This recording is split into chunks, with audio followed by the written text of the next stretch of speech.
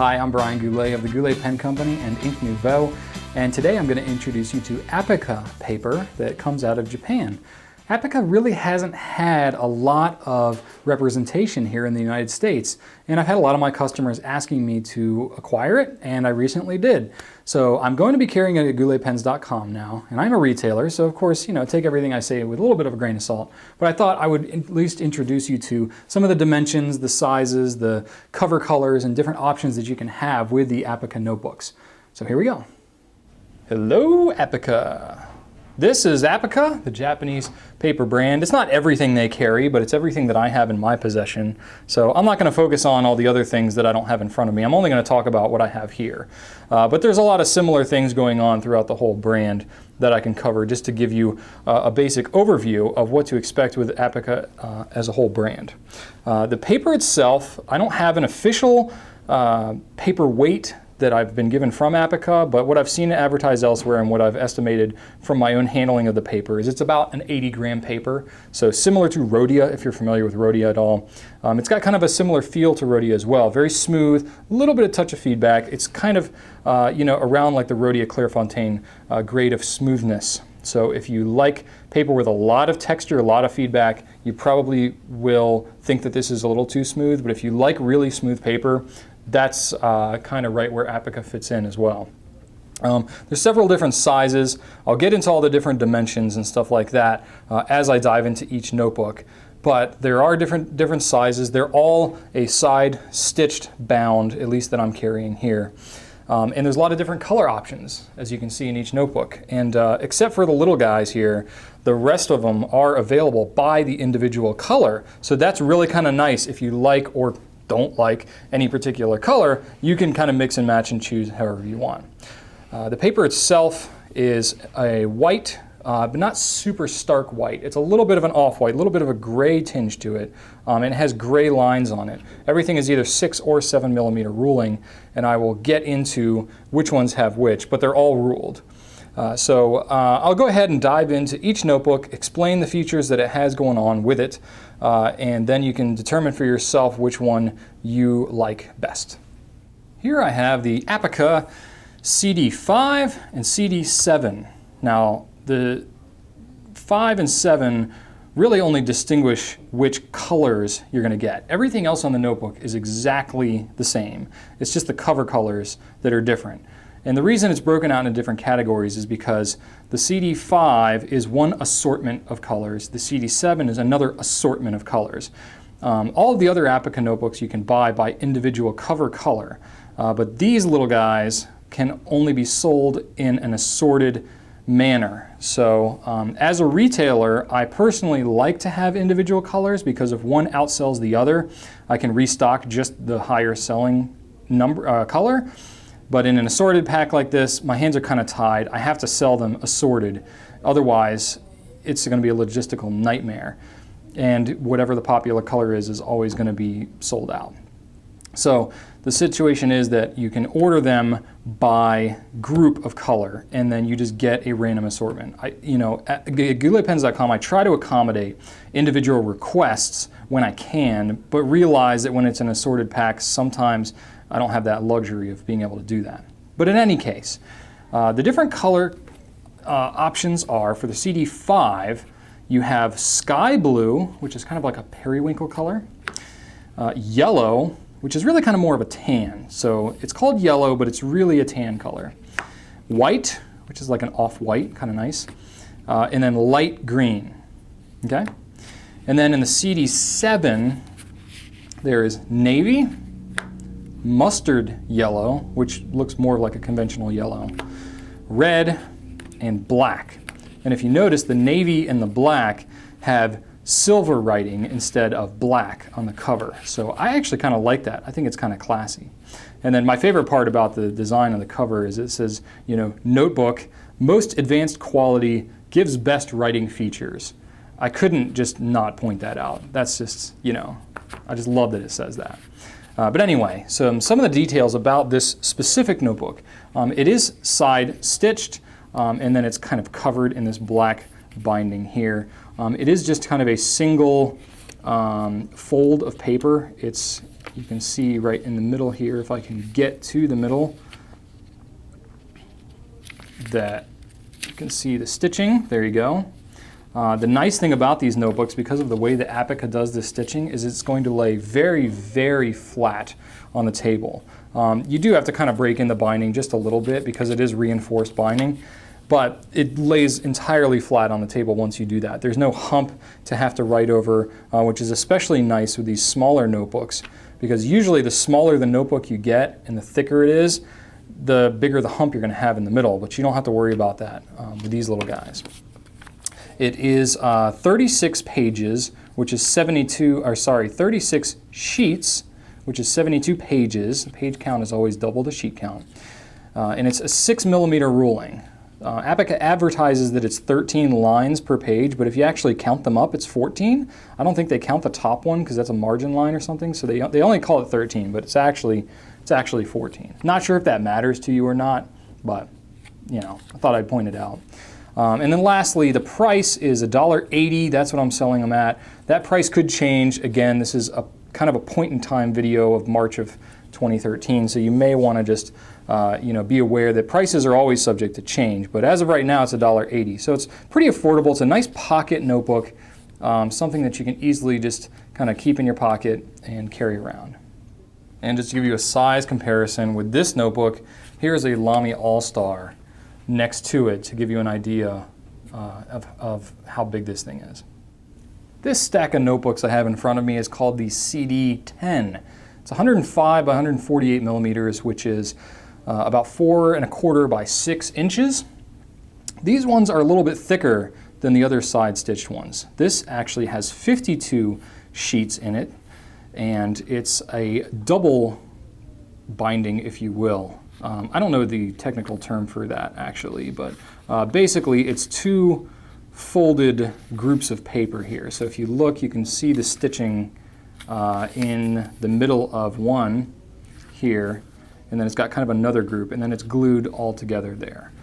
So it's a little bit thicker, but still actually lays flat quite well. If you pull it out, you do have to kind of bend it a little bit just to get that reinforced binding loosened up. But once you do, I mean, look at that, I'm not even holding it, and that's how flat it lays. So you may have to work it a little bit, but there's no real hump to speak of with this one, so definitely kind of a nice feature. This one has 6mm ruling, just like the CD5 and CD7 do, which is kind of nice if you like those finer rulings to get it in a little bit bigger notebook. Here's a Lamy All-Star to compare the size, just to give you a little bit of perspective there, because I know it can be hard when you're only looking at a notebook by itself. It's advertised as having 20 lines per sheet. I find that it actually is 21. Again, the whole margin thing at the top, they don't count the margin line for whatever reason when they advertise it. There's different color options. These ones are available individually by color. And it's the same ones as the CD5 and 7, but here's the mustard yellow, the navy, the black, the white. This one is called light blue, light green, sky blue, red, and yellow, which again is really kind of tan. So you notice there is one additional color in here that wasn't in the smaller ones, and that's the light blue one. Comparing the light blue to the sky blue, you can see how the sky blue is really kind of more of a periwinkle, has more of a purplish color to it. But anyway, there's those.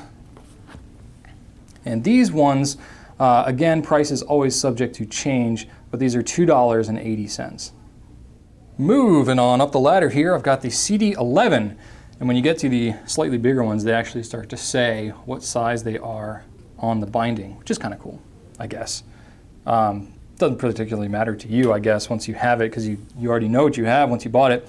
But anyway, this one is 148 by 210 millimeters, which is about 5 3/4 by 8 1/4 inches. So this is more of your typical A5 size. It comes with 28 sheets, which is 56 pages, which is relatively thin for a notebook of this size.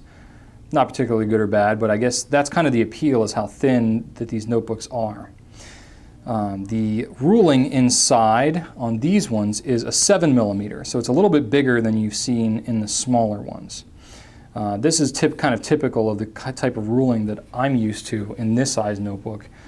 So that's just something to point out. If you like particularly smaller rulings, you may want to go with one of the other sizes, because this one has got that 7mm. Its number of lines per page on this one is 25, and the price for this one is actually $2.80, the same price as the smaller one, but again, you're getting about half the sheet count as you are with this one, so that's why the price is the same.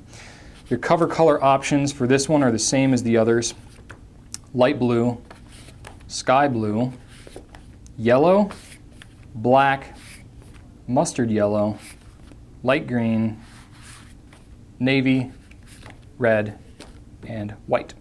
And just to give you a size comparison here, there's a Lamy All-Star in comparison to this size notebook. Another interesting point of fact, I don't know how important this is to you, but it might be, the line rulings on the CD11 appear to be darker than all the other notebooks. Here's a CD10, still gray, but you can see the difference there in just how dark the lines are on the larger CD11 as it is on the CD10. And then to give you an idea, here's the CD5 as well. That one is similar to the CD10. And here's the larger one, the CD15, has kind of the lighter lines as well. So for whatever reason, the CD11 has a little bit darker lines. I had to zoom the camera out a little bit for this one, but this is the larger CD15, which you can see here on the side that it says. This one is a 7 by 10 inch, which in millimeters, that's 179 by 252. This one is a 34 sheet count, so it's a little bit thicker than the CD11, not as thick as the CD10. Don't know if that matters to you too much, but thought I'd point it out. The ruling on this one is kind of interesting. It's got some different things going on with it. First off is that it has room for a number and a date up at the top.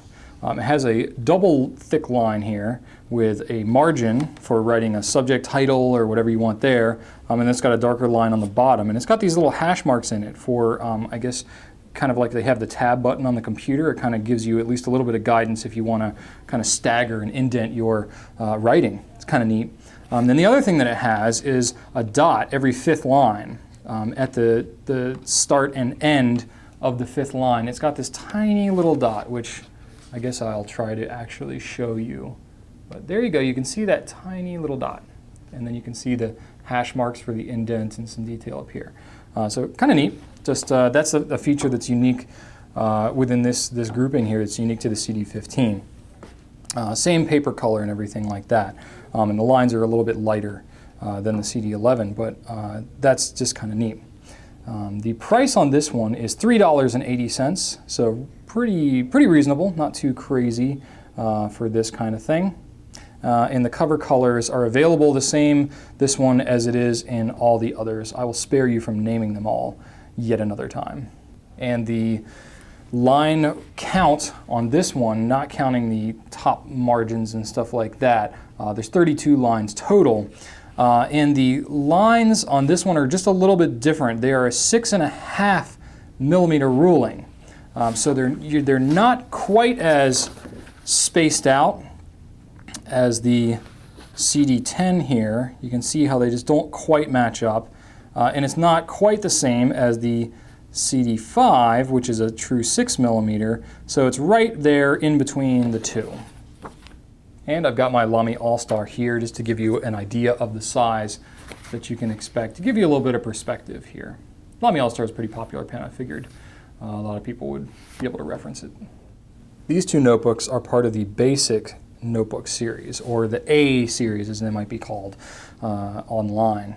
So there's the 3A5 and the 6A10. I don't know exactly what all those numbers mean, but let me explain what these notebooks are all about. These are more of like a lab notebook style. So the smaller one here is a 5 3/4 by 8 1/4 size. The larger one is a 7 by 10. Basically, the larger one is twice as much paper as the smaller one. So I've got 50 sheets in this one, and I've got 100 sheets in the bigger 6A10. The paper in these notebooks seem to be a little bit different color than the other ones. Here's the CD11, and that one appears to be a little bit whiter. So you can see that the basics have just a little bit of a grayer tinge to it and almost have a hint of green, which is kind of interesting. I'll have to see how that performs with my inks. But the way that these things are bound, because they are thicker, they're in multiple groupings of sheets, I guess you could say, but that does not affect its ability to lay flat at all. Still lays very, very flat. You may have to crease the binding just to break in that reinforced binding a little bit, but it still lays very flat, as you can see. They have to do those multiple groupings of paper, and they glue and stitch those together, because if you had just one giant roll of paper, it wouldn't lay flat at all. It would be, or it would look really weird. The corner would be all rounded and stuff. So they group them together like that so that you have more of a squared off binding. Here's the larger one, lays very flat. These two have the same rulings. They're both 7mm, and they're both fairly identical in the way that the lines work. The only difference is that in the 6A10, you have the number and the date with a double margin at the top. You only have a single margin with no number and date on the smaller guy, the 3A5. But it's both 7mm ruling, and then it has, unlike the CD15, which has kind of that same feature as the 6A10 with the name and the date and the double margin and all that. This one, the ruling stops before it gets to the edge and then it has a dot every 5 lines. Well, the 6A10 doesn't have that. It goes just straight to the edge, and so does the 3A5. The ruling just goes straight to the edge. Not sure if that matters really too much to you one way or another, but thought it was something worth, just pointing out. But anyway, the one interesting thing I did want to point out about these notebooks, okay? Well, aside from the fact that, it's more of a lab style, you can write, whatever your topic and stuff down here, but the larger one has this kind of paper wrapping on the edge so that you can write whatever subject or title or whatever you want on the side, so that when you're kind of stacking a bunch of them on a bookshelf, you can read on the binding what your topic is for this notebook. But two things I want to point out about the cover. First off, the other notebooks all say, most advanced quality gives best writing features, which is awesome in and of itself. But then this one says, most advanced quality gives best writing features and gives satisfaction to you. So you're getting additional satisfaction with the basics than you are over the regular CD series. So that's obviously kind of a joke that I'm making there, but I love the way that it has those on there. I just find that particularly funny. But there you go. The other thing, I almost didn't want to point this out, but I just can't resist. The cover on these things, if you look closely at them, almost looks hairy. It's interesting. It's very smooth. There's no texture to it at all, but there definitely looks like there's hair on these covers. So I'm guessing that's an intentional design. I don't really know where that design comes from or what it's for. Perhaps you can educate me. But it's definitely something unique that I've never seen in any other notebook before. And then the prices for these are pretty reasonable. The smaller one, $3.80. The larger one, $8.60, which for 100 pages, 100 sheets is really not too bad. And to give you an idea of the size as well, I've got my Lamy All-Star here to compare, just to give you an idea. If you have any questions about any of the Apica notebooks, just leave me a comment. Thanks so much for spending time with me today, and right on.